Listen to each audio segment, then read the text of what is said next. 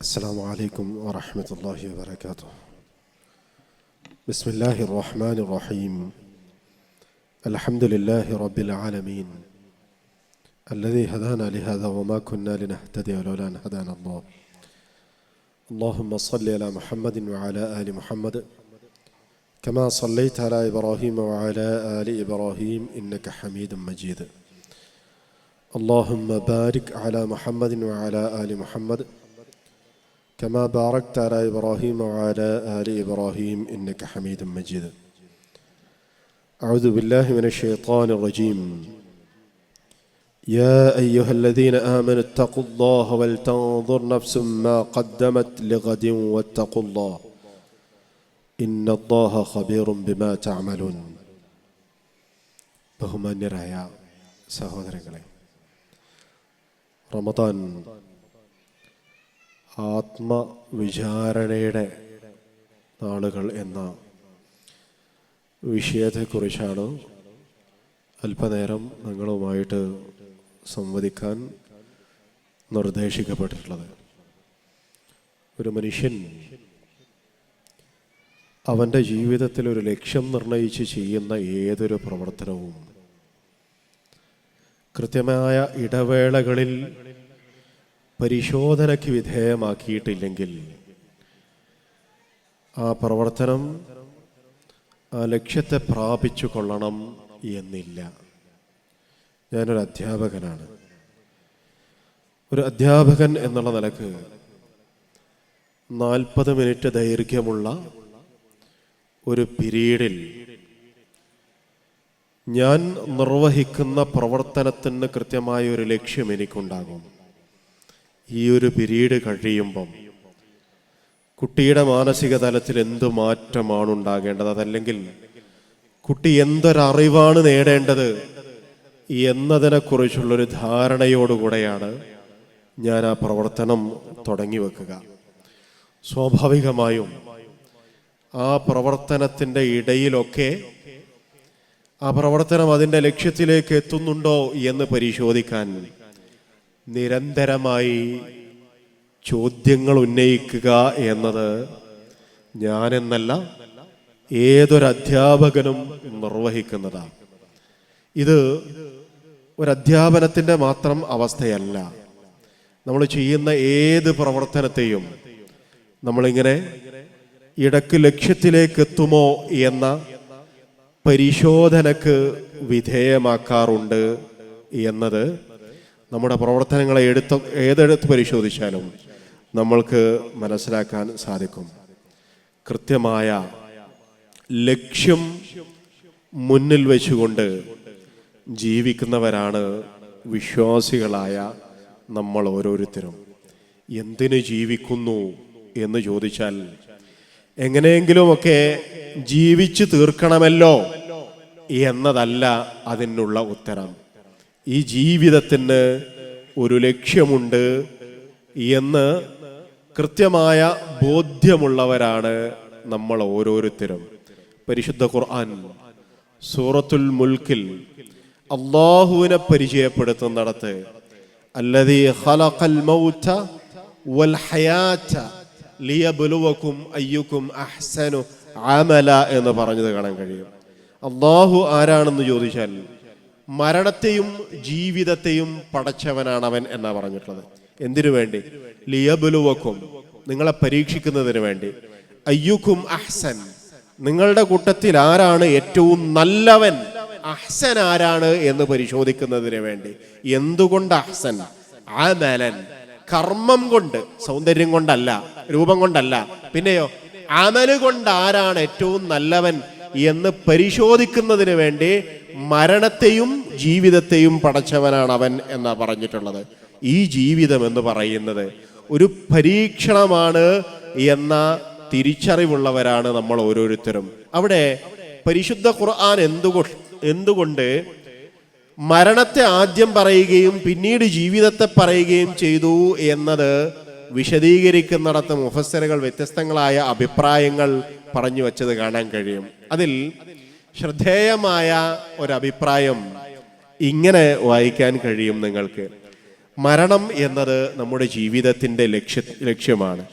ലക്ഷ്യത്തെ മുന്നിൽ കണ്ടുകൊണ്ട് പ്രവർത്തനം ആരംഭിക്കുന്നവനെ ലക്ഷ്യം കാണാൻ കഴിയുള്ളൂ എന്ന് നമ്മൾ സാധാരണ മലയാളത്തിൽ പ്രയോഗിക്കുന്ന ഒരു പ്രയോഗമുണ്ടല്ലോ, അഗ്രഗണ്യൻ എന്ന്.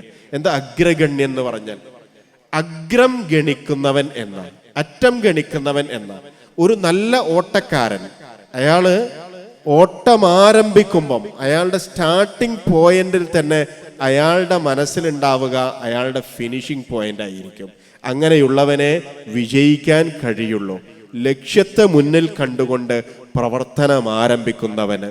നമ്മുടെ ജീവിതവും അങ്ങനെ ഒരു ലക്ഷ്യത്തെ മുന്നിൽ കണ്ടുകൊണ്ട് നടത്തുന്നതാണ് എന്നതുകൊണ്ട്, നമ്മളുടെ ജീവിതം അങ്ങനെയാണ് എന്നതുകൊണ്ട് തന്നെ നമ്മൾ ജീവിതത്തിൻ്റെ ഓരോ ഘട്ടങ്ങളിലും സ്വയം പരിശോധനക്ക് വിധേയമാകേണ്ടതുണ്ട്.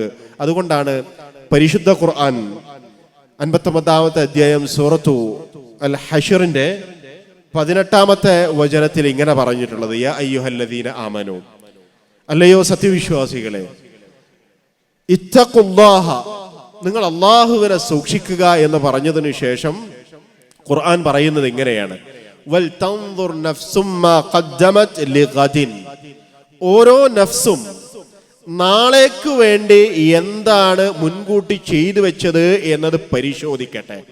എന്നിട്ട് ഖുർആൻ വീണ്ടും ആവർത്തിക്കുകയാണ്, വത്തഖുല്ലാഹ്, നിങ്ങൾ അല്ലാഹുവിനെ സൂക്ഷിക്കണമെന്ന്. തഖ്വയോടുകൂടെ നിങ്ങൾ ജീവിക്കുക, ജീവിക്കുന്നതിനിടയിൽ നിങ്ങൾ പരിശോധിക്കുക, പരിശോധിച്ചിട്ട് എവിടെയൊക്കെയാണോ കുറവുകളുള്ളത് അത് തിരുത്തി വീണ്ടും തഖ്വയോടുകൂടെ ജീവിക്കുക എന്ന് പറഞ്ഞിട്ട് പടച്ചോൻ പറയുന്നത്, ഇന്നല്ലാഹ ഖബീറും ബിമാ തഅമലൂൻ, അല്ലാഹു നിങ്ങളുടെ കർമ്മങ്ങളെക്കുറിച്ച് പരിചിത ജ്ഞാനമുള്ളവനാണ് എന്ന, ഖബീറാണ് എന്നാ പറഞ്ഞിട്ടുള്ളത്, ഖിബറത്തുള്ളവനാണ് എന്നാണ് പറഞ്ഞിട്ടുള്ളത്.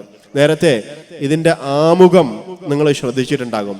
അതില് പറഞ്ഞൊരു കാര്യമുണ്ട്, ഹാസിബു അൻഫുസകും ഖബല അൻ തുഹാസബു എന്ന. വിചാരണ ചെയ്യപ്പെടുന്നതിന് മുമ്പ് സ്വയം വിചാരണക്ക് വിധേയരാവുക എന്ന്. ഉമർ ഇബ്നുൽ ഖത്താബ് റളിയല്ലാഹു അൻഹുവിന്റെ ഒരു വാക്കായിട്ടാണ് നമ്മൾക്കത് കാണാൻ കഴിയുക. അദ്ദേഹം പറഞ്ഞിട്ടുള്ളത് എങ്ങനെയാണ്, ഹാസിബു അൻഫുസകും ഖബല അൻ തുഹാസബു, വിചാരണക്ക് വിധേയരാകുന്നതിന് മുമ്പ് നിങ്ങൾ സ്വയം വിചാരണക്ക് വിധേയരാവുക. വസിനു അൻഫുസകും ഖബല അൻ തുസനു, നിങ്ങളുടെ കർമ്മങ്ങൾ തൂക്കപ്പെടുന്നതിന് മുമ്പ് സ്വയം ഒന്ന് നിങ്ങളുടെ കർമ്മങ്ങളെ തൂക്കി നോക്കുക. ഫഇന്നഹു അഹ്വനു അലൈക്കും ഫിൽ ഹിസാബി ഗദൻ, നിങ്ങളെ സംബന്ധിച്ചിടത്തോളം നാളെ പാരത്രിക ലോകത്ത് വിചാരണക്ക് വിധേയനാകുന്ന സമയത്ത് സ്വയം വിചാരണക്ക് വിധേയനാവുക എന്നത് ആ വിചാരണയെ എളുപ്പമാക്കാൻ സഹായിക്കും എന്ന് അദ്ദേഹം പറഞ്ഞിട്ടുള്ളത്. വതസയ്യനു ലിൽ അർദിൽ അക്ബർ, നിങ്ങൾ ആ ഒരു വലിയ പ്രദർശനത്തിന് വേണ്ടി അലങ്കരിച്ചൊരുങ്ങുകയും ചെയ്യുക. യൗമഇദിൻ തുഅറദൂന ലാ തഖ്ഫാ മിൻകും ഖാഫിയ എന്ന പരിശുദ്ധ ഖുർആനിന്റെ വചനം ഓതിക്കൊണ്ടാണ് അദ്ദേഹം ആ സംസാരം അവസാനിപ്പിക്കുന്നത്. അന്നേ ദിവസം ഒന്നും മറക്കപ്പെടാത്ത രൂപത്തിൽ എല്ലാം പ്രദർശിപ്പിക്കപ്പെടുമെന്ന്. ആ ഒരു ദിവസത്തിന് വേണ്ടി ഒരുങ്ങുക എന്നതാണ് ആത്മപരിശോധനയിലൂടെ ഒരു മനുഷ്യൻ നിർവഹിക്കുന്നത്. ആത്മപരിശോധനയ്ക്ക് വിവിധ ഘട്ടങ്ങളുണ്ട്. അതിലൊന്ന് ഖബ്ലൽ അമൽ എന്ന, നമ്മളൊരു പ്രവർത്തനം തുടങ്ങുന്നതിന് മുമ്പ് ആത്മപരിശോധന നടത്തുക എന്ന. അത് ഏത് പ്രവർത്തനമാവട്ടെ, ആ പരിശോധന നമ്മൾക്ക് 3 ചോദ്യങ്ങളിലൂടെ നിർവഹിക്കാം. ഒന്ന്, ഞാൻ എന്താണ് നിർവഹിക്കുന്നത് എന്ന്. അതെന്തോ ആവട്ടെ, ഞാൻ നിസ്കരിക്കാൻ പോവാണ്, നിസ്കരിക്കാൻ പോകുന്നതിന് മുന്നേ ഞാൻ ആലോചിക്കേണ്ട എന്താ, ഞാൻ എന്താ ചെയ്യാൻ പോണത്, ഞാൻ നിസ്കരിക്കാൻ പോവാണ്. അല്ലെങ്കിൽ ഞാൻ ഒരാളോട് സംസാരിക്കുകയാണ്, എന്താ സംസാരിക്കുന്നത്, ഞാൻ വേറൊരാളെ കുറിച്ച് ഇങ്ങനെ ഒരു വിഷയം സംസാരിക്കുക. ഏത് പ്രവർത്തനമാകട്ടെ, ആ പ്രവർത്തനം ആരംഭിക്കുന്നതിന് മുമ്പ് നമ്മൾ നമ്മളോടൊന്ന് ചോദിക്കുക, എന്താണ് ഞാൻ ചെയ്യാൻ പോകുന്നത്. പ്രവർത്തനത്തിന് മുമ്പുണ്ടാകേണ്ട ആത്മപരിശോധനയുടെ 2ാമത്തെ ഭാഗം എന്താണെന്ന് ചോദിച്ചാൽ, അല്ലെങ്കിൽ 2ാമത്തെ ചോദ്യം എന്താണെന്ന് ചോദിച്ചാൽ, ഞാൻ എന്തിനാ ഇത് നിർവഹിക്കുന്നത്. ഞാൻ പറഞ്ഞല്ലോ, ഞാൻ ഒരാളെക്കുറിച്ച് ഒരാളോട് സംസാരിക്കാൻ പോകുമ്പോൾ ഞാൻ എന്നോട് ചോദിക്കുക, ഞാൻ എന്താ ചെയ്യാൻ പോകുന്നത്, ഞാൻ ഇന്നാളെക്കുറിച്ച് ഇന്നാളോട് സംസാരിക്കുക, ഞാൻ എന്തിനാണ് ഇയാളെക്കുറിച്ച് ഇങ്ങനെ ഇദ്ദേഹത്തോട് സംസാരിക്കുന്നത്. നമ്മൾ അടുത്തത് ചോദിക്കേണ്ട ചോദ്യം ഇതാണ്. ഇപ്പോൾ നോമ്പ് ആരംഭിച്ചു, നോമ്പ് ആരംഭിക്കുന്നതിന് മുമ്പ് റമദാൻ 1 നോമ്പിലേക്ക്, ഈ ഒരു വലിയ ആരാധനാകർമ്മത്തിലേക്ക് പ്രവേശിക്കുന്നതിന് മുമ്പ് നമ്മളോട് ചോദിച്ചിട്ടുണ്ടാവും ചിലപ്പം, ഞാൻ എന്താ ചെയ്യാൻ പോകുന്നത്? ഞാൻ നോമ്പെടുക്കാൻ പോവാ, നാളെ മുതൽ ഒരു മാസക്കാലം ഞാൻ വ്രതാനുഷ്ഠാനത്തിലാണ്, ഞാൻ എന്തിനാ നോമ്പെടുക്കുന്നത്? ഇപ്പം നമ്മളോട് ചോദിച്ചാൽ ചിലപ്പോൾ നമുക്കൊക്കെ ഉത്തരം പറയാൻ കഴിയും, സ്വർഗം കിട്ടാൻ. എന്തായിരിക്കും നമുക്ക് ഉത്തരം? ആർക്കാ സ്വർഗമുള്ളത്? സ്വർഗമുള്ളത് തഖ്വയുള്ള ആളുകൾക്ക് എന്നാ പരിശുദ്ധ ഖുർആൻ പഠിപ്പിക്കുന്നത്. നിങ്ങൾ ഖുർആന്റെ ഏത് ഭാഗത്തെടുത്ത് പരിശോധിച്ച് നോക്കിക്കോളൂ. വൽ ആഖിബതു ലിൽ മുത്തഖീൻ ഇന്ന ലിൽ മുത്തഖീന മഫാസ ഉഇജ്ജത് ലിൽ മുത്തഖീൻ, ഇങ്ങനെ പറഞ്ഞിട്ട് ഖുർആനിന്റെ ഏത് ഭാഗം എടുത്ത് പരിശോധിച്ച് നോക്കിയാലും ആർക്കാണ് സ്വർഗം എന്നതിന് ഒറ്റ ഉത്തരവേ ഉള്ളൂ, അത് തഖ്വയുള്ളവർക്കാണ് സ്വർഗം എന്നാണ്. അപ്പൊ നോമ്പെടുത്താൽ സ്വർഗം കിട്ടുക എന്നുള്ളതല്ല, തഖ്വ ഉണ്ടായാൽ സ്വർഗം കിട്ടുക എന്നുള്ളതാണ്. അപ്പൊ നോമ്പെടുക്കുന്നത് എന്തിനാ? നോമ്പെടുക്കുന്നത് തഖ്വ ഉണ്ടാവാൻ വേണ്ടി, ലഅല്ലക്കും തത്തഖൂൻ. അപ്പൊ നോമ്പെടുക്കുമ്പോൾ ഞാൻ എന്നോട് ചോദിക്കും, നോമ്പെടുക്കുന്നതിന് മുന്നേ ഞാൻ എന്നോട് ചോദിക്കുക, ഞാൻ എന്തിനാ നോമ്പെടുക്കുന്നത്? ഒരു മാസക്കാലം വ്രതം അനുഷ്ഠിക്കുന്നതിലൂടെ എനിക്ക് എന്ത് നേടാൻ കഴിയണം? എനിക്ക് തഖ്വ ഉണ്ടാക്കാൻ കഴിയണം. ഇത് ഓരോ കർമ്മത്തെക്കുറിച്ചും നമ്മൾ ആ കർമ്മത്തിന്റെ മുന്നേ നടത്തേണ്ട ആത്മപരിശോധനയാണ്. മൂന്നാമത്തെ ഒരു ചോദ്യം കൂടെ ഉണ്ട്, അതെന്താ അറിയാമോ? കൈഫ എന്നതാണ്. അതെങ്ങനെയാണ് നിർവഹിക്കേണ്ടത് എന്നതാണ്. ഞാൻ ഇന്ന ലക്ഷ്യത്തോടുകൂടെ, ഇന്ന ലക്ഷ്യത്തിന് വേണ്ടി ഇന്ന ഒരു പ്രവർത്തനം തുടങ്ങാൻ പോവാണ്, അങ്ങനെയാണെങ്കിൽ അതെങ്ങനെയാ നിർവഹിക്കേണ്ടത്? അത് ഓരോന്നും വ്യത്യസ്തമായിരിക്കും. ഇപ്പൊ ഞാൻ പറഞ്ഞില്ലേ, ഞാൻ ഒരാളെ കുറിച്ച് പറയുമ്പം ഇന്നതിന് വേണ്ടിയിട്ടാണ് ഞാൻ ഇന്ന ആളോട് സംസാരിക്കുന്നത്, അങ്ങനെയാണെങ്കിൽ അതെങ്ങനെ നിർവഹിക്കണം? അതെനിക്ക് ആലോചിച്ചിട്ട് ചെയ്യാം. പക്ഷെ ഇബാദത്തിന്റെ വിഷയത്തിൽ അങ്ങനെയല്ല. എങ്ങനെ എന്നതിന്റെ ഉത്തരം റസൂലുള്ളാഹി സ്വല്ലല്ലാഹു അലൈഹി വസല്ലമ എങ്ങനെയാണോ നിർവഹിച്ചത് അങ്ങനെ നിർവഹിക്കുക എന്നതാണ്. ഇങ്ങനെ ഒരു പ്രവർത്തനത്തിന് മുമ്പ് നമ്മൾ ആ പ്രവർത്തനത്തെ ആത്മപരിശോധനക്ക് വിധേയമാക്കിയാൽ, ഒരു വിചാരണക്ക് വിധേയമാക്കിയാൽ അതുകൊണ്ടുണ്ടാകുന്ന കുറേ ഗുണങ്ങളുണ്ട്. അതൊന്നും എന്താ അറിയാമോ? ചെയ്യാൻ പോകുന്നത് വേണ്ടാത്തതാണെങ്കിൽ അതിൽ നിന്ന് നമ്മൾക്ക് എന്ത് ചെയ്യാൻ പറ്റും? മാറിക്കാൻ പറ്റും. ഞാൻ എന്താ ചെയ്യാൻ പോകുന്നത്? ഞാൻ എന്നതാ ചെയ്യാൻ പോകുന്നത്? അപ്പൊ അത് പടച്ചോന് തൃപ്തിപ്പെട്ടതാണ്. ഞാൻ എന്തിനാ ചെയ്യാൻ പോകുന്നത്? ഞാൻ ഇന്ന ലക്ഷ്യത്തിന് വേണ്ടിയിട്ടാണ്. ഇത് പടച്ചോന് ഇഷ്ടപ്പെട്ടതാണോ? അല്ലെങ്കിൽ അതിങ്ങനെയാണോ ഞാൻ നിർവഹിക്കേണ്ടത്? ഈ ആത്മപരിശോധന തെറ്റുകളിൽ നിന്ന് ഒരു പരിധി വരെ മാറി നിൽക്കാൻ നമ്മൾക്ക് പ്രേരണയാകും എന്നാണ്. അതുകൊണ്ട് തന്നെ ഈ മുഹാസബത്തുൻ നഫ്സ്, ആത്മപരിശോധനയുടെ അസറുകൾ എന്താണ്, ഫലങ്ങൾ എന്താണ് എന്ന് വിശദീകരിക്കുന്നിടത്ത് ഒന്നാമത് രേഖപ്പെടുത്തപ്പെട്ടിട്ടുള്ളത് അത് തിന്മകളിൽ നിന്ന് അകന്നു നിൽക്കാൻ നമ്മൾക്ക് പ്രേരണയാകും എന്നത്. അങ്ങനെ ജീവിതം മുഴുവൻ നിങ്ങളൊന്ന് ആലോചിച്ച് നോക്കി. എന്ത് പ്രവർത്തനം നിർവഹിക്കാൻ ഒരുങ്ങുകയാണെങ്കിലും അതിനു മുമ്പ് ഞാൻ എന്താണ് ചെയ്യുന്നത്, ഞാൻ ഇത് എന്തിനാ ചെയ്യുന്നത് എന്ന ഒരു പരിശോധനയ്ക്ക് വിധേയമാക്കിയാൽ ഒരു പരിധി വരെ തിന്മകളിൽ നിന്ന് നമ്മൾക്ക് അകന്നു നിൽക്കാൻ കഴിയും എന്നുള്ളതാണ്. ഇത് യഥാർത്ഥത്തിൽ നമ്മളുടെ നിയ്യത്തിനെ നന്നാക്കി തീർക്കുന്ന ഒന്നുകൂടിയാണ്. എന്താ ഈ നിയ്യത്ത് എന്ന് പറഞ്ഞാൽ? നിയ്യത്തില്ലാതെ ഒരു പ്രവർത്തനം നടക്കുമോ? ഒരു മനുഷ്യനിൽ നിന്ന് ചിലപ്പം നടന്നു എന്നൊക്കെ വരും. ഇപ്പോൾ ചില കർമ്മങ്ങളൊക്കെ നമ്മളിങ്ങനെ യാന്ത്രികമായിട്ട്, ഞാൻ കഴിഞ്ഞ ദിവസം ഒരു സദസ്സ് ചോദിച്ചപ്പോൾ ഈ നിയ്യത്തില്ലാതെ എന്തെങ്കിലും ഒരു പ്രവർത്തനം നടക്കുമെന്ന് ചോദിച്ചപ്പോൾ ഒരാൾ പറഞ്ഞു, ആ ചെരുപ്പിടൽ നിയ്യത്തില്ലാതെ നടക്കുന്നതാണ്. അത് വീട്ടിൽ നിന്ന് ഇങ്ങനെയായിട്ട് ഇറങ്ങുമ്പോൾ കാൽമേലായിട്ട് എന്ത് ചെയ്യും? ചെരുപ്പായിട്ട് കയറിക്കോളും. ഞാനത് ചെയ്യണമെന്നില്ലാന്ന്, ചെരുപ്പ് കാൽമേലായിട്ട് കയറിക്കോളും. അതിന് പ്രത്യേകിച്ച് നിയ്യത്തൊന്നും ഉണ്ടാവില്ല എന്ന് പറഞ്ഞു. നിയ്യത്ത് കാരണം എന്താ? ഒരു പ്രവർത്തനം ചെയ്യാൻ നമ്മളെ പ്രേരിപ്പിക്കുന്ന നമ്മുടെ മനസ്സിന്റെ മോട്ടീവാണത്. അപ്പൊ ഇങ്ങോട്ട് വന്നു, ഇങ്ങോട്ട് വന്നതിന് എന്തെങ്കിലും ഒരു മോട്ടീവ് ഉണ്ടാവില്ലേ? അപ്പോ പിന്നെ ഇതിന്റെ ഭാരവാഹികൾ വിളിച്ചിട്ട് ഇപ്പൊ ഞാൻ അവിടെ പോയിട്ടില്ലേ, ഇനി അഥവാ ആളെങ്ങാൻ കുറേയും കൂടി ചെയ്താൽ ചോദിക്കല്ലോ, നിങ്ങളൊന്നും കണ്ടില്ലല്ലോ, നിങ്ങളൊന്നും വന്നില്ലേ, പിന്നെ ആരാ വരിക എന്ന് ചോദിക്കുക. ആ ചോദ്യം പിന്നെ പേടിച്ചിട്ട് ചിലപ്പോ എന്നാ പിന്നെ പോയേക്കാം. ഇതൊരു ഒരു മോട്ടീവാണിത്. അപ്പൊ അവിടെ നിയ്യത്തുണ്ട്. ആ പ്രവർത്തനത്തെ പ്രേരിപ്പിച്ച ഒരു വിചാരമുണ്ടോ? ഉണ്ട്. എന്താണത്? പടച്ചോന്റെ അടുത്ത് നിന്ന് കൂലിയിട്ടാണെന്നുള്ളതാണോ? അതൊന്നും വായിക്കൂല. സഹപ്രവർത്തകരുടെ മുഖത്ത് നോക്കണ്ടേ എന്നതായിരിക്കും ചിലപ്പത്. ഞാൻ പറഞ്ഞു വന്നിട്ടുള്ളത്. അതേസമയം നമ്മളിങ്ങോട്ട് ഇറങ്ങുന്നതിന് മുന്നേ ഒന്ന് ശരിക്കും നമ്മളോട് ചോദിക്കാന്ന് വിചാരിക്കുക, ഞാൻ എന്തിനാ ഇപ്പൊ ഒന്ന് തെസ്കിയത്ത് ക്യാമ്പിന് പോകുന്നത്, ഇന്ന് എന്തിനാ ഇപ്പൊ പരപ്പൻ സ്ക്വയറിലേക്ക് പോകുന്നത്, എന്താ അതുകൊണ്ട് ഗുണം? ഈ പരിശോധനയാണ് നമ്മളുടെ നിയ്യത്തിന് എന്താക്കുന്നത്? നന്നാക്കി തീർക്കുന്നത്. ഇപ്പം നിയ്യത്തില്ലാതെ ഒരു കർമ്മവും നടക്കില്ല. നമ്മൾ ഈ ഹദീസ് പഠിച്ച സമയത്ത്, ഹദീസുകൾ പഠിച്ച സമയത്ത് ഏറ്റവും ആദ്യം പഠിച്ച ഹദീസ് ഏതാണെന്ന് ചോദിച്ചാൽ എല്ലാവരും ഒറ്റയ്ക്ക് പറയും ഇന്നമൽ അഅ്മാലു ബിന്നിയ്യാത്തി. അതിൻ്റെ അർത്ഥം എന്താ? നിയ്യത്തനുസരിച്ച് മാത്രമേ കർമ്മങ്ങൾ എന്ത് ചെയ്യുള്ളൂ എന്നാ പരിഗണിക്കുള്ളൂ എന്നാ. നിയ്യത്തനുസരിച്ച് മാത്രമേ കർമ്മങ്ങൾ എന്ത് ചെയ്യുള്ളൂ പടച്ചോൻ പരിഗണിക്കുള്ളൂ. എന്ത് പ്രവർത്തിച്ചു എന്നല്ല മനുഷ്യൻ്റെത് പടച്ചോൻ നോക്കുന്നത്, അതല്ല പരിഗണിക്കുന്നത്. എന്ത് നിയ്യത്ത് വെച്ചു എന്നാണ്, ആ പ്രവർത്തനം ചെയ്യാൻ എന്താണ് പ്രേരണ നൽകിയത് എന്നതാണ്. എന്നിട്ട് ഒരു ഉദാഹരണത്തിലൂടെ അത് കൃത്യമായിട്ട് റസൂലുള്ളാഹി സ്വല്ലല്ലാഹു അലൈഹി വസല്ലമ നമ്മൾക്ക് വിശദീകരിച്ചിരുന്നുണ്ട്. ഏതായിരുന്നു ഇത്? ഉദാഹരണം ഹിജ്റയാണ്.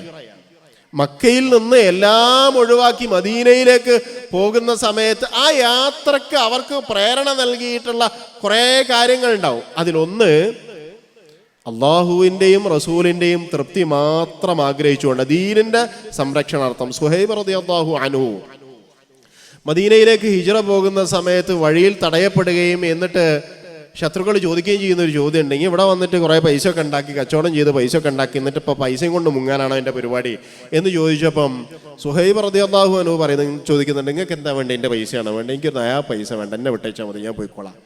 ഇത് കേട്ടപ്പോൾ റസൂലുള്ളാഹി സ്വല്ലല്ലാഹു അലൈഹി വസല്ലം പറയുന്നുണ്ട് റബിഹ സുഹൈബ് എന്ന്, സുഹൈബ് ലാഭം കൊയ്തു എന്ന്. ഇത് നിസ്സാര കാര്യമൊന്നും അല്ല കേട്ടോ. നമ്മളുടെ നാടും വീടും പിന്നെ അനന്തരമായി കിട്ടിയതും നമ്മൾ സമ്പാദിച്ചുണ്ടാക്കിയതും ഒക്കെ ഒഴിവാക്കി പോകേണ്ടി വരിക എന്ന് പറഞ്ഞാൽ നമുക്ക് സഹിക്കൂല. അതുകൊണ്ടാണ് കുറച്ച് മുന്നേ നമ്മൾ റോഡിൽ ഇറങ്ങിയത്, എല്ലാം മറന്ന് റോഡിൽ ഇറങ്ങിയത്. നമ്മൾ ഇറങ്ങും, കാരണം ഇതൊക്കെ അങ്ങ് ഒഴിവാക്കുക എന്ന് പറഞ്ഞാൽ നമ്മളുടെ മനസ്സ് അത്രത്തോളം സമ്മതിക്കുന്നതല്ല. പക്ഷേ സുഹൈബ് റളിയല്ലാഹു അൻഹുവിനെ സംബന്ധിച്ചിടത്തോളം അതൊന്നും ആയിരുന്നില്ല വലുത്, ഭൗതികമായ ലാഭങ്ങളായിരുന്നില്ല, പടച്ചോന്റെ തൃപ്തി അത് മാത്രമായിരുന്നു. അതുകൊണ്ട് എല്ലാം ഉപേക്ഷിച്ചു ചെയ്തു പോയി. അതേസമയം അവിടേക്ക് പോകുന്ന സമയത്ത് ഇങ്ങനെ ചിന്തിച്ച ആളുകളുണ്ടായിരുന്നു, ഏതായാലും എൻ്റെ അടുത്ത് നയാ പൈസ അല്ല, 5 പൈസക്ക് വകല്ല, അങ്ങനെയുള്ള കുറേ ആളുകളും ഉണ്ടായിരുന്നല്ലോ. അവിടെ പോയാൽ മുഹാജിർ എന്ന പരിഗണന കിട്ടും, അവിടെ ചെന്നാൽ പിന്നെ ആരെങ്കിലുമൊക്കെ കച്ചവടത്തിൽ പങ്കാളിയാകാം, ഇന്ന് പെണ്ണിനെ വിവാഹം കഴിക്കാം, അങ്ങനെ പലതും ആലോചിച്ചു പോയ ആളുകളുണ്ടാവും. ഇത് പറഞ്ഞുകൊണ്ടാണ് റസൂലുള്ളാഹി സ്വല്ലല്ലാഹു അലൈഹി വസല്ലമ നിയ്യത്ത് എന്താണെന്ന് വിശദീകരിക്കുന്നത്. 2 കൂട്ടർക്കും നിയ്യത്തുണ്ടോ? ഉണ്ട്. ഒരു കൂട്ടരുടെ നിയ്യത്ത് എന്താ? നിയ്യത്തില്ലായികയല്ല, നിയ്യത്ത് തെറ്റിപ്പോവാണ്. ഒരു കൂട്ടരുടെ നിയ്യത്ത് എന്താ? ദുനിയാവാണ്. ഒരു കൂട്ടരുടെ നിയ്യത്ത് എന്താ? ആഖിറത്താണ്. ആർക്കാ പടച്ചോൻ പ്രതിഫലം നൽകുക? ആഖിറത്തിൽ പ്രതിഫലം ലഭിക്കണം എന്ന ഉദ്ദേശത്തോടുകൂടെ ഇറങ്ങി തിരിച്ച ആളുകൾക്ക് മാത്രമേ അള്ളാഹു പരലോകത്ത് പ്രതിഫലം നൽകുള്ളൂ. ഇതെല്ലാ കർമ്മത്തിന്റെ അവസ്ഥ ഇങ്ങനെ തന്നെ. അതുകൊണ്ടാണല്ലോ ഫവൈലുൽ ലിൽ മുസല്ലീൻ എന്ന് പറഞ്ഞിട്ടുള്ളത്. നിസ്കാരം എല്ലാവരും ഒരേപോലെ തന്നെ തക്ബീറത്തുൽ ഇഹ്റാമിൽ തുടങ്ങി സലാമിൽ അവസാനിക്കുന്ന കർമ്മത്തിനെയാണ് നമ്മൾ സ്വലാത്ത് എന്ന് പറയാ. അത് നിർവഹിക്കുന്നവർക്കാണ് മുസല്ലി എന്ന് നമ്മൾ പറയാറുള്ളത്. പക്ഷേ അത് നിർവഹിക്കാൻ പ്രേരിപ്പിക്കുന്ന ഘടകമെന്ത് എന്നതാണ് പ്രധാനം.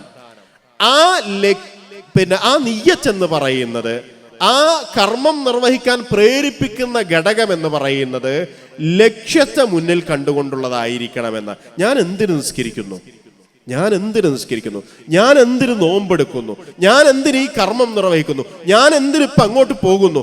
ഇങ്ങനെ തുടങ്ങി ഓരോ കർമ്മങ്ങളെയും അതിന് മുമ്പ്, ആ കർമ്മം തുടങ്ങുന്നതിന് മുമ്പ് വിചാരണക്ക് വിധേയമാക്കുക എന്നത് ഒരു കർമ്മം പടച്ചതമ്പുരാന്റെ അടുക്കൽ സ്വീകരിക്കപ്പെടാൻ ഏറ്റവും പ്രധാനപ്പെട്ട ഒന്നാണ് എന്ന് ചുരുക്കം. രണ്ടാമത്തേത് അത്നാ അൽ അമൽ എന്നതാണ്.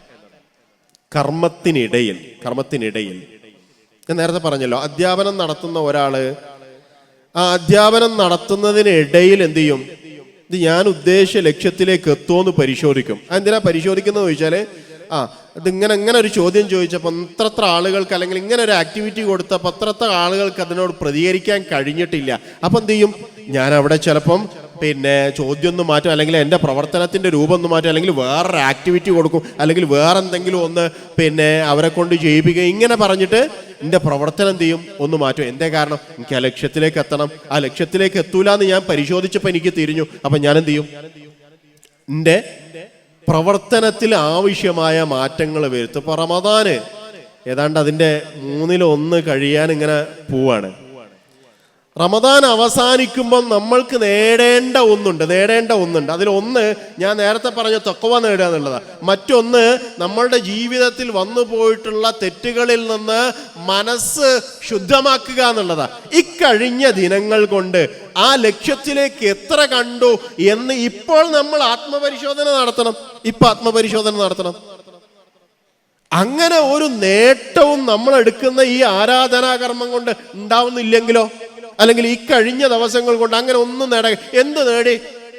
ഇത്രയും ദിവസം പകല് പട്ടിണിയായിരുന്നു, പിന്നെ കുറെ നേരം നിന്ന് നിസ്കരിച്ചു, പിന്നെ ഞാൻ കുറെ ഖുർആൻ ഓതിയിട്ടുണ്ട്, ഏതാണ്ട് പകുതിയോളം, പിന്നെ 15 ജുസോളം തീരാനായിട്ടുണ്ട്, പിന്നെ കുറെ ദാനം കൊടുത്തിട്ടുണ്ട്. ഇതെല്ലാം കൂടി ചെയ്താൽ എന്തിട്ടും? ഇതെല്ലാം കൂടി ചെയ്താൽ സ്വർഗം കിട്ടും. അങ്ങനെയാണോ? നോമ്പിന്റെ ലക്ഷ്യതാണോ? അല്ലല്ലോ. നോമ്പിന് കൃത്യമായ ഒരു ലക്ഷ്യമുണ്ട്. ആ ലക്ഷ്യത്തിലേക്ക് ഞാൻ എത്ര കണ്ട് അടുത്തിട്ടുണ്ട് എന്നത് ഇപ്പോൾ ആത്മപരിശോധന നടത്തേണ്ട സമയമാണത്. ഇല്ലെങ്കിൽ എന്താണെന്ന് അറിയാമോ? ഇല്ലെങ്കിൽ പ്രവർത്തനം കഴിഞ്ഞിട്ട് അയ്യടാ ഇത് ഞാൻ വിചാരിച്ച പോലെ ഒന്നും ആയില്ല, ഒന്നും നേടിയില്ല, പിന്നെ ഖേദിച്ചിട്ട് എന്താ കാര്യം? ഖേദിച്ചിട്ട് പ്രത്യേകിച്ച് ഫലമൊന്നും ഉണ്ടാവില്ല. അപ്പം ഇടയ്ക്കിടെ നിരന്തരമായ ആത്മപരിശോധനക്ക് വിധേയമാക്കുക നമ്മുടെ ഓരോ കർമ്മങ്ങളെയും. ഇനി നിങ്ങളൊന്ന് ആലോചിച്ച് നോക്കിയേ. ഇപ്പൊ നോമ്പ് ഇങ്ങനെ കഴിഞ്ഞിട്ട് നോമ്പോണ്ട് നേടേണ്ടത് നേടിയോന്ന് നോക്കുമ്പം ഇല്ല, ഒന്നും നേടിയിട്ടില്ല. എന്നാലും ആ നോമ്പ് നഷ്ടമായി, പടച്ചോൻ തൗഫീക്ക് ചെയ്താൽ ഇനിയൊരു റമദാനിലൂടെ സാക്ഷിയായാൽ അത് പരിഹരിക്കാലോ എന്ന് വിചാരിക്കുക. അല്ലെങ്കിൽ ഇടയ്ക്ക് സുന്നത്ത് നോമ്പൊക്കെ എടുത്തിട്ട് അത് പരിഹരിക്കാലോ എന്ന് വിചാരിക്കുക. ഇത് ജീവിതത്തിന്റെ വിഷയത്തിലാണെങ്കിലോ, ജീവിതത്തിനൊരു ലക്ഷ്യമുണ്ടല്ലോ. ജീവിതം അവസാനിക്കുന്ന സമയത്ത് തിരിഞ്ഞു നോക്കുന്ന സമയത്ത് ഞാൻ ജീവിതം കൊണ്ട് എന്ത് നേടി എന്ന് പരിശോധിക്കുമ്പോൾ, പടച്ചോനെ ഈ ജീവിതം കൊണ്ട് എന്തായിരുന്നോ നേടേണ്ടത് അത് ഞാൻ നേടിയിട്ടില്ല എന്ന് കാണുമ്പോൾ പടച്ചോനോട് എന്ത് ചെയ്യും? പടച്ചോനോട് കെഞ്ചി പറയും, പടച്ചോനെ റബ്ബി ലൗലാ അഖർതനി ഇലാ അജലിൻ ഖരീബ് ഫഅസ്സദ്ദഖ വഅകും മിനസ് സാലിഹീൻ. പടച്ചോനെ എനിക്ക് കുറച്ച് സമയം കൂടി തരണം. കാരണം ഞാൻ ഇടയ്ക്ക് ഇങ്ങനെ പരിശോധിച്ചിട്ടില്ല എൻ്റെ ജീവിതം ലക്ഷ്യത്തിലേക്കാണോ എത്തുന്നതെന്നുള്ളത്, ഞാൻ ശരിയായ വഴിയിൽ തന്നെയാണോ സഞ്ചരിച്ചു കൊണ്ടിരിക്കുന്നത് എന്നുള്ളത്, ഞാൻ സ്വർഗത്തിന്റെ വഴിയിൽ തന്നെയാണോ സഞ്ചരിച്ചു കൊണ്ടിരിക്കുന്നത്. ഇപ്പൊ പെട്ടെന്ന് മരണം വന്നു, പെട്ടെന്ന് മലക്കുൽ മൗത്ത് വന്നു, ഞാൻ ഒരുങ്ങിയിട്ടില്ല, ഞാൻ സ്വർഗത്തിന്റെ വഴിയിലല്ല ഉള്ളത്, ഞാൻ തെറ്റായ വഴിയിലുള്ളത്, എനിക്ക് തിരിച്ചു സ്വർഗത്തിന്റെ വഴിയിലേക്ക് വരാൻ ഒരല്പം സമയം കൂടെ തരണം. പടച്ചോൻ എന്ത് പറയും? വലൻ യുഅഖിറല്ലാഹു നഫ്സൻ ഇദാ ജാഅ അജലുഹാ. ഒരു നഫ്സിനും അതിന്റെ അവധി എത്തിയാൽ അള്ളാഹു നീട്ടിക്കൊടുക്കൂല. അതെന്തേ കാരണം? ഞാൻ നേരത്തെ പറഞ്ഞതുപോലെ വല്ലാഹു ഖബീറും ബിമാ തഅമലൂൻ. ഇനി നിങ്ങൾക്ക് നീട്ടിത്തന്നാലും നിങ്ങൾ എന്ത് ചെയ്യും എന്നുള്ളതിനെ കുറിച്ച് അള്ളാഹുവിന് നല്ല ധാരണ. അള്ളാഹു ഖബീറാണ് നിങ്ങളെ കുറിച്ച്. അള്ളാഹു ഒന്നും നിലയൊന്നും കാണാൻ തുടങ്ങിയല്ലോ നിങ്ങളെ എന്നാണ് പറഞ്ഞതിന്റെ അർത്ഥം. ഇന്നും നിലയൊന്നും കാണാൻ തുടങ്ങിയല്ലോ. അപ്പൊ അവിടെ തിരിഞ്ഞു നോക്കിയിട്ട് എൻ്റെ പ്രവർത്തനം പരാജയമായി പോയി, സഫലമായില്ല, ഉദ്ദേശിച്ച ലക്ഷ്യത്തിലെത്തിയില്ല എന്ന് തിരിച്ചറിയുമ്പോൾ പടച്ചോനോട് കെഞ്ചി പറഞ്ഞിട്ട് ആ കെഞ്ചി പറയലിന് ഒരു ഫലവും ഉണ്ടാവില്ല. പടച്ചോൻ നീട്ടിത്തരൂല. അപ്പൊ അതിനെന്ത് വേണം എന്ന് ചോദിച്ചാൽ, ജീവിതത്തിനിടയിൽ ഓരോ ഘട്ടങ്ങളിലും നമ്മളിങ്ങനെ പരിശോധിച്ചു കൊണ്ടേ ഇരിക്കണം. എനിക്ക് നൽകപ്പെട്ടിരിക്കുന്ന ഈ അവസരം അവസാനിക്കുമ്പോൾ എന്തായിരുന്നോ എൻ്റെ ഈ ജീവിതം കൊണ്ട് നേടേണ്ടത് അത് ഇപ്പോക്ക് പോയോ നേടൂലേ? ഇത് കർമ്മത്തിനിടയിൽ നടക്കേണ്ട ആത്മപരിശോധനയാണ്. മൂന്നാമത്തെ ഒന്ന് ബഅദൽ അമൽ എന്നുള്ളതാണ്. കർമ്മത്തിന് ശേഷം എന്നുള്ളതാണ്. കർമ്മത്തിന് ശേഷം ഒരു കർമ്മം ചെയ്തു കഴിഞ്ഞാൽ നമ്മൾ സാധാരണ യൂണിറ്റ് ടെസ്റ്റുകളും ടെർമിനൽ ഇവാലുവേഷനുകളും ആനുവൽ പരീക്ഷയൊക്കെ നടത്തുന്നില്ലേ? അതെന്തിനാ? ഒരു യൂണിറ്റ് കഴിയുമ്പോൾ കുട്ടി എന്താ നേടേണ്ടത് എന്നതിന് നേരത്തെ ഒരു ധാരണ ഉണ്ടാവും. അപ്പോൾ അത് നേടിയിട്ടുണ്ടോ എന്നുള്ളത് പരിശോധിക്കാൻ വേണ്ടിയിട്ടാണ്. ഒരു ടേം കഴിയുമ്പോൾ ഒരു കുട്ടി എന്തൊക്കെയാണ് നേടേണ്ടത് എന്നതിന് ഒരു കാഴ്ചപ്പാടുണ്ടാവും. അത് നേടിയിട്ടുണ്ടോ എന്നുള്ളത് പരിശോധിക്കാൻ വേണ്ടിയിട്ടാണ്. ഇങ്ങനെ നമ്മൾ ചെയ്യുന്ന ഓരോ കർമ്മവും കഴിഞ്ഞു കഴിഞ്ഞാൽ ഇത്തരത്തിലുള്ളൊരു പരിശോധനക്ക് വിധേയമാക്കുക. അപ്പോൾ നിസ്കാരം കഴിഞ്ഞിട്ട് നമ്മൾ ഈ നിസ്കാരം വെറുതെ ഒന്ന് നമ്മളിങ്ങനെ ആലോചിച്ച് നോക്കുക. ഈ നിസ്കാരത്തിന് എത്ര മാർക്ക് കിട്ടും?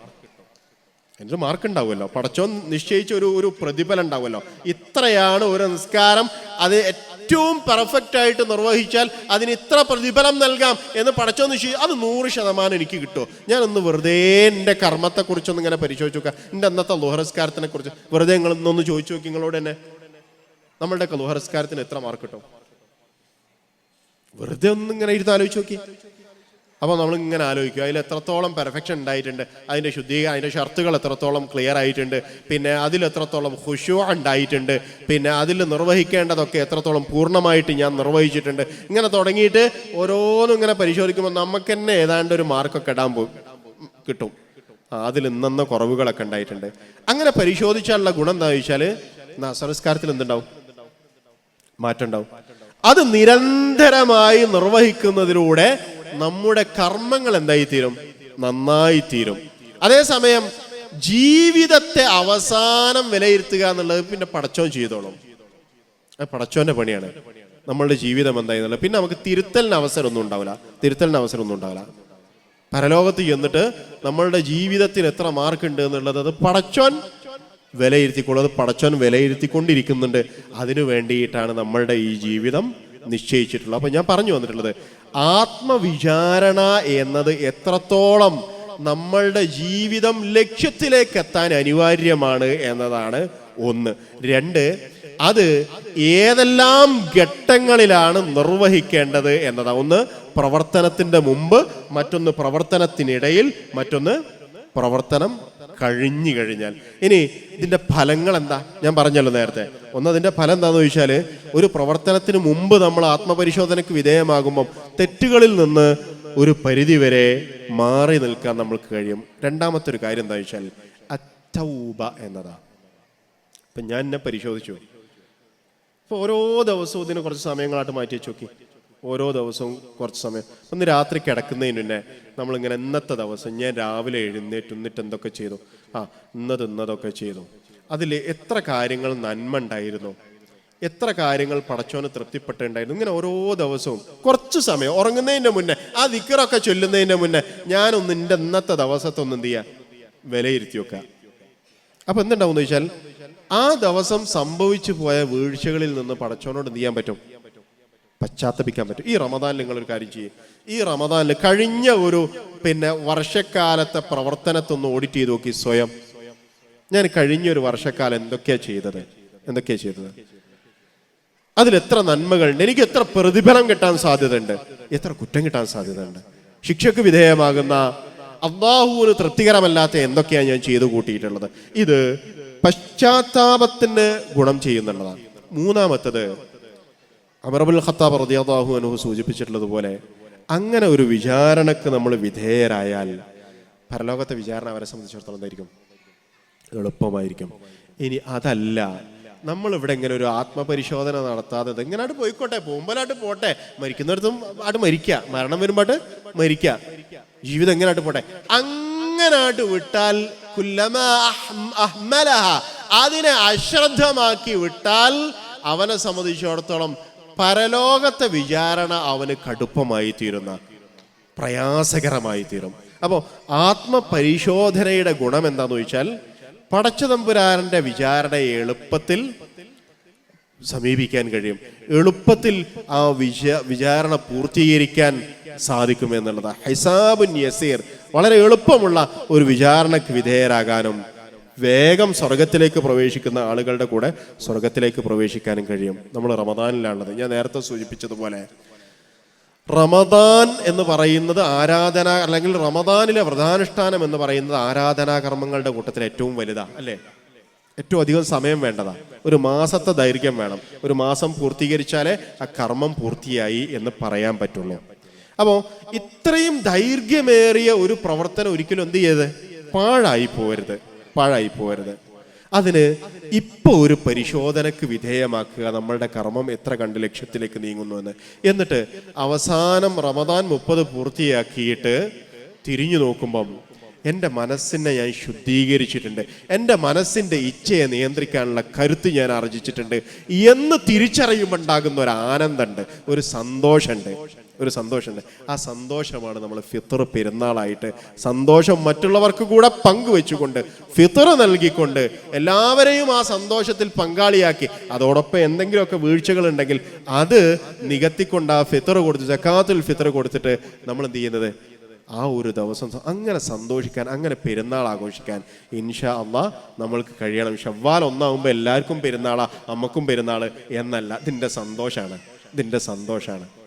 ഫർഹത്തുൻ ഐന്ദ ഫിത്രിഹി എന്ന് പറഞ്ഞിട്ടില്ലേ, ഞാനൊരു പ്രവർത്തനം ചെയ്ത് അത് ലക്ഷ്യം കണ്ടതിൻ്റെ സന്തോഷം. ഒരു വീടുണ്ടാക്കാൻ വേണ്ടി ഒരുങ്ങി തിരിച്ചിട്ട് 1-2 കൊല്ലം കഴിഞ്ഞിട്ട് ആ വീട് ഇങ്ങനെ പൂർത്തിയാകുമ്പോൾ ഉണ്ടാകുന്നൊരു സന്തോഷം ഉണ്ടല്ലോ, അതെല്ലാവരുമായിട്ട് പങ്കുവെക്കലുണ്ടല്ലോ. അത് ആ ഫലം ഇങ്ങനെ കാണുമ്പോഴാണ്, ആ പണിയായിട്ട് തീർന്നതുകൊണ്ടല്ല, അത് കഴിഞ്ഞല്ലോ എന്നുള്ളതല്ല, ഉണ്ടായ ആ വീട് കണ്ടിട്ടാണ് നമ്മൾ എന്ത് ചെയ്യുന്നത്, സന്തോഷിക്കുന്നത്. നോമ്പ് കഴിയുമ്പം അങ്ങനെ ഈ നോമ്പിൻ്റെ ഫലം കണ്ട് സന്തോഷിക്കാൻ നമ്മൾക്ക് കഴിയണം. അള്ളാഹു സുബ്ഹാനഹു വ തആല അതിന് നമ്മെ ഏവരെയും അനുഗ്രഹിക്കുമാറാവട്ടെ. ഒരൊറ്റ കാര്യം ശ്രദ്ധയിൽപ്പെടുത്താനുള്ളത്, നിങ്ങൾക്കൊക്കെ വളരെ പരിചിതമായ, നിങ്ങൾ നേരത്തെ അതിൻ്റെ വീഡിയോ കണ്ടിട്ടുണ്ടാകും, കോഴിക്കോട്ടെ കെയർ ഹോമിൻ്റെ ഏതാണ്ട് 16.5 ലക്ഷം രൂപയാണ് ഒരു മാസത്തിന്.